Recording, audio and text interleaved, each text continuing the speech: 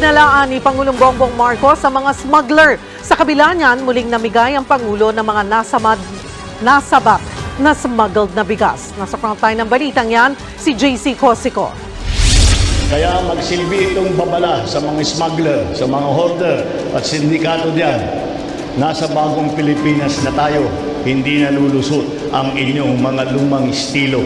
Hindi na pwede ang inyong mga kalokohan ngayon. Muling na namang binantaan ni Pangulong Bongbong Marcos ang mga smuggler at hoarder na sinisisi niya sa pagsipa ng presyo ng mga bilihin sa bansa.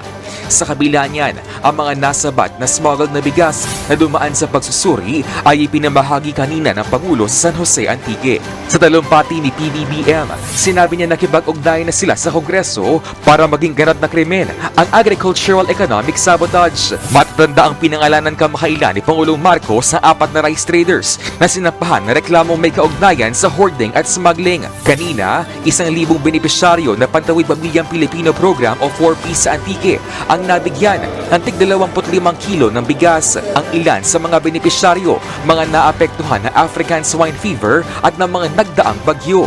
Malaking tulong yan, lalo't mahal pa rin ang presyo ngayon ng bigas.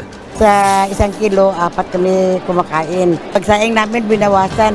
Kung 3 yan, bawasan po muna para may masusunod na araw kami makain.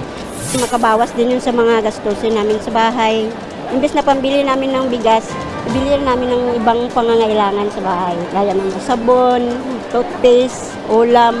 Bago pumunta sa Antique, namahagi rin ng bigas ang Pangulo sa Rojas City, Capiz. Dito, inatasan ni PBBM ang Department of Finance at Department of Agriculture na pabilisin ang pamamahagi ng mga benepisyo sa mga magsasaka. Kabilang dyan ang Rice Competitiveness Enhancement Fund o RCEP at ang Rice Farmers Financial Assistance Program kung saan 10,000 benepisyaryo sa Capiz Province ang target na mabigyan ngayong taon. Bukod sa mga opisyal ng Capiz LGU, present din sa rice distribution sina DSWD Secretary Rex Gatchalian at dating Senador at Liberal Party Standard Bearer Mar Rojas. Alam niyo po, kami ni Mar, matagal na po kaming magkaibigan.